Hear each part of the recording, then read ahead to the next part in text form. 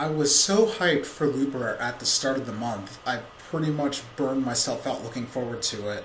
So yesterday when I was talking about Looper to a friend, my reaction was, oh yeah, Looper comes out tomorrow. Cool.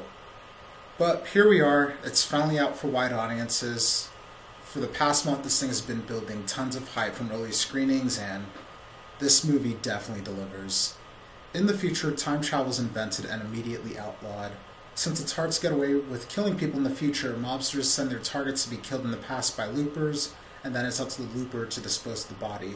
The only rule is, don't let your target escape. And right in the beginning, we learn why you should never let your target escape. They make an example out of someone. And in this movie, we follow Joseph Gordon-Levitt, who is a solid looper. He lives the life, he hangs out with fellow loopers, he parties, he's into this certain drug, and he's got this fling going on with the stripper, and it's all good and fun for him, and he's saving up money so he can leave this life and move to France. But then, when he's about to do a kill, he notices that his kill is his future self. Joseph Gordon-Levitt knows that he has to kill Bruce Willis to close the loop, and Bruce Willis knows that this is coming, so he manages to get away. And then it's up to Joseph Gordon-Levitt to take out his older self. And that's where I'm going to stop talking about the plot, because the trailer did such a good job of selling you on this concept and this concept alone. But there is so much more to this movie, and I'm glad they didn't mention it at all in the trailer, because holy crap, it is good and it surprises you. I think this might be a new sci-fi classic. The director and writer of this film, Rian Johnson, brought us something so different and original, and for the most part you don't know what's going to happen. And even if you think you might predict something, the movie might do what you thought it was going to do, but then it'll just add so much more to it. The performances were great all over. Joseph Gordon-Levitt was great as the lead looper Joe, and the thing I like best about his character is that the movie doesn't even try to get you to really like him. He's a flawed character. Bruce Willis was also very good in the role. He's got a huge weight to carry in this movie, because what he has to do when he gets back to the past is really, really heavy, and he sells the emotion well. And the scenes with him and Gordon-Levitt together are fantastic. Sometimes it's played seriously, other times to get some good jokes out of their situation. Emily Blunt's character is important in the latter half of the film, and she's great as the mom.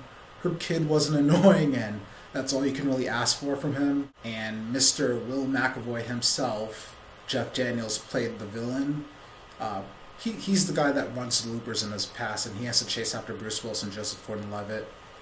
He was calm, but really scary at the same time.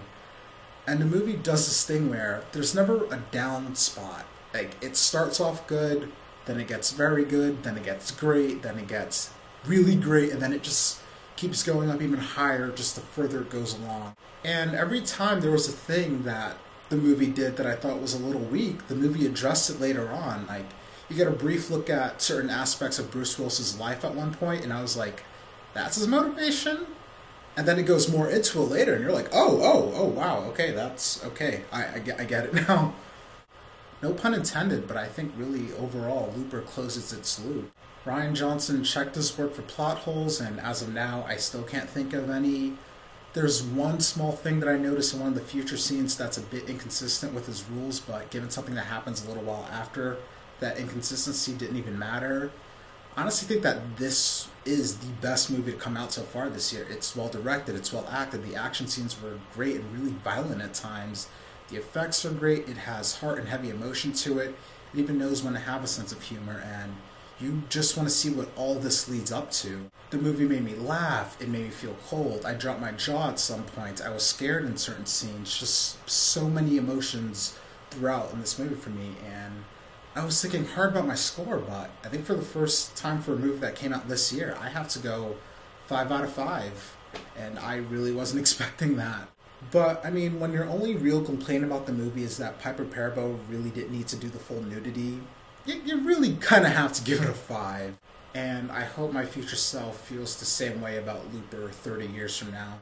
And this is definitely the movie to see this weekend. Just go if you haven't seen it yet, as soon as you're done seeing this review, go see it now. And when you get back, if you like this review and you want to see more, please subscribe. I'd really appreciate it. And until next time.